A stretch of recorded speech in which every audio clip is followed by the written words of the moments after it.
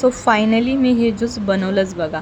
खूप मी हलगर्जीपणा केला, बट आज नाही उद्या बनवेल, उद्या नाही परवा बनेल असं मी विचार करत होते. स्वतःसाठी काय बनवायचं म्हटलं तर मी खूप हलगर्जीपणा करते.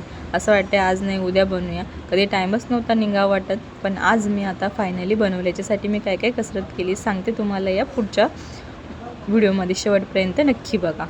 Hello everyone. तर मी गेले होते सकाळी मॉर्निंग वॉकला, तर आता चालले घरी.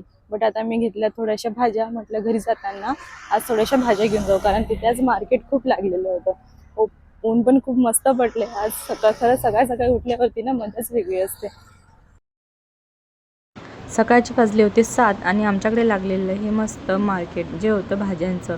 हिवाळ्यामध्ये ज्या भाज्या असतात जसं की मेथीची भाजी झाली, पालक झालं, शेपू झालं, ही खूप छान लागतात खायला सुक्या भाज्या. आणि या मोसममध्ये ह्या भाज्यांची टेस्ट ना जरा वेगळीच लागते. तर आज म्हटलं काहीही करून आपल्याला ही बीटरूटची जी रेसिपी ना ती बनवायचीच आहे. तर त्यासाठी मी थोडेसे आवळे, बीट आणि अद्रक घेतली. सकाळी जाता जाता हा व्ह्यू मला खूप आवडला, कारण ना गाड्यांचा आवाज होता ना काही कोणाची मचमच.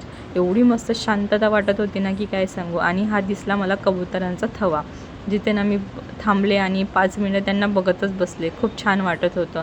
तर झालं असं की काल मी माझ्या आरशात बघत होते, केस विचारता म्हटलं माझ्या चेहऱ्यावरती काय आलं आहे असं.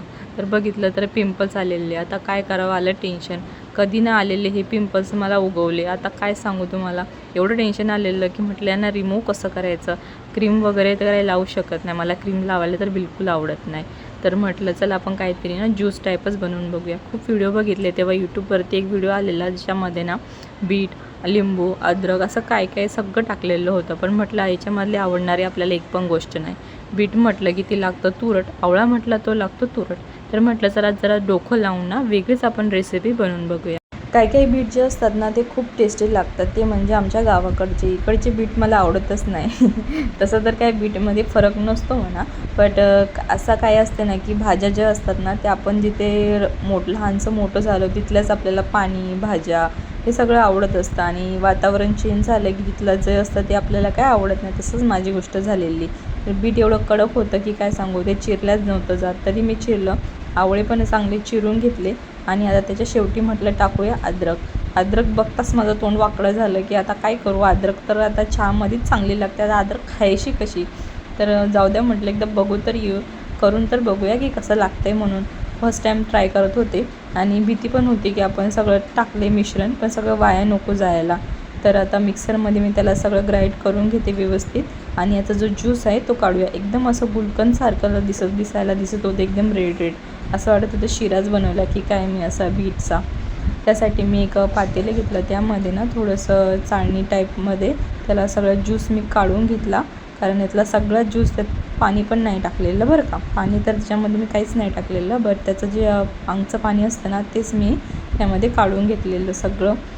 माझ्या फ्रीजमधला हा बॉक्स मला खूप आवडतो, कारण या बॉक्समध्ये जो बर्फ आहे ना तो खूप छान पद्धतीने तयार होतो आहे. बॉक्ससारखा आहे एकदम छोटे. तर हा जो बॉक्स आहे मी फ्रीजसोबतच आलेला, बाहेरून तर काय कुठून घेतला नाही. तुम्हाला जर कुठे भेटला तर नक्की तुम्ही बाय करा, कारण हा खूप छान आहे. यामध्ये असं चमच्याने टाकायचं म्हटलं तर खूप वेळ लागत होता. म्हटलं पातेलं घेतलं आणि डायरेक्ट त्यामध्ये ओतलं. हा एकदम ना लिपस्टिकच्या शेडसारखा मला दिसायला लागला. असं लिपस्टिकचं जे पॅलेट असतं ना सेम तसंच दिसायचं. हा जेव्हा याच्यामध्ये मी हे ज्यूस ओतलं, थोडंसं उरलं, म्हटलं याला आपण बर्फ होऊ द्या आणि मग नंतर ट्राय करूया की कसं लागतं आहे. तर फायनली माझा ज्यूस बनून तयार आहे. पिऊन बघूया म्हटलं कसं लागतं आहे. तर एकदम भारी लागलेलं, काय सांगू तुम्हाला. तुम्ही सुद्धा बनवून बघा. तुम्हाला जर हा व्हिडिओ आवडला असेल तर माझ्या चॅनलला लाईक, शेअर आणि सबस्क्राईब नक्की करा. तर भेटूया नेक्स्ट व्हिडिओमध्ये. बाय.